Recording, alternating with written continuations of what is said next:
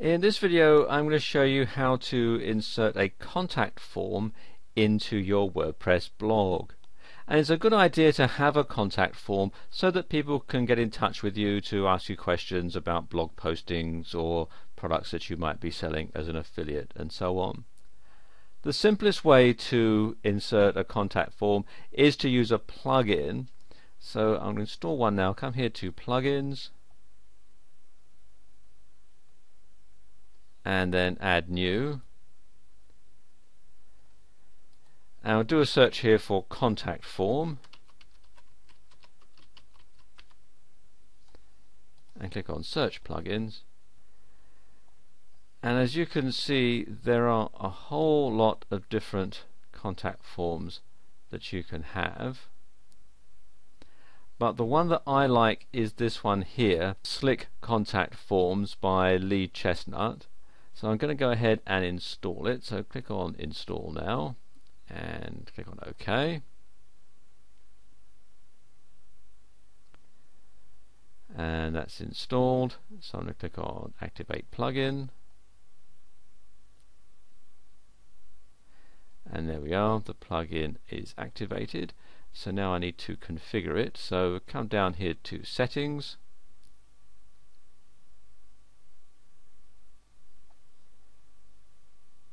And Slick Contact Forms, and then you can fill out what you're going to have on the contact form and email. The default email address for receiving contact emails, this will be set up as the administrator's email, but you can change it if you wish. And you have the email subject. I'm going to say from Sam's blog. There are a couple of options here. You can include the IP address, which is a good idea because that can help track down anybody who's trying to spam you via your contact form, and include the page URL. I would check that one as well, because then that gives you an idea as to what pages people are viewing when they have a query to get in touch with you. Then you have the options you can have after the form has been submitted. You can have what they call the Ajax message, which basically you can type in here. The default one is thank you, your comments have been received. The error is error, please try again, and the invalid is there was an error verifying your details. And then you've got the validation messages, input required, and enter a valid email. You can also, if you wish, have a redirect, and you can enter here the URL of the page that you want people to go to after the email has been sent, or if there's an error, and so forth. I'm going to stick with the Ajax message and then click on Save Changes. There we go, the settings are saved. So I go back to the dashboard, and then I need to insert a widget into my main page so that the contact form can be activated. So I'm going to click here on widgets, and then scroll down till I find the Slick Contact Forms. And what Slick Contact Forms do is it adds a floating contact form, which means that it's not actually included in a sidebar, even though you have to actually include the contact form in a sidebar. You'll see what I mean in a minute. That doesn't make a lot of sense, but you'll see what I mean. Okay, first thing to do is to slide this in to the sidebar that we're going to put it in. So just ease it up here. I'm going to put it in the left sidebar. I'm just going to put it in here and then configure it here. You can have either as floating or slide out. I'm going to have it as floating, and the tab text contact us.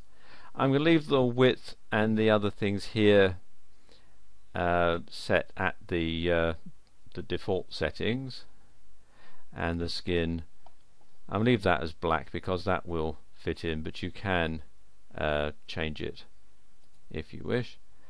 Again, we're leaving the email where it is and the form text at the top. Again, in the text box, the name and email that's required, and the location. I'm going to leave it here at left, but you can change it if you wish. So we'll do that, and now click on save, and there we go, that's done. Now if I go to the blog site, you can see that the contact form is floating right here. I'm using a very small screen resolution for this. If you're looking at it on a larger screen resolution, you'll see it off to the side and it won't obscure the name of the blog. And if I click on it, you can see we have the space for people's name and email and their questions or comments, and the submit button and so on. So let's just enter that in and then click on submit. This is processing, and there you go, it flashes up, your comments have been received, and if I click there, that just closes that up. And I've rectified that problem now, so it's not obscuring the name. One thing I didn't explain earlier is what it means by floating. As I scroll down, you see it follows like that. Let's go back to the top and I'll show you something else. We go back to the widgets page. If I decide to have that as a slide out and then click on save and then refresh, you can see it moves over right to the side, and then when I click on it, it slides out like that, and I click on it again, it'll slide back in, and as I scroll down you can see it stays stuck to the side like that. They do ask for a donation if you use this on a regular basis, and there's a donate button in the setup area.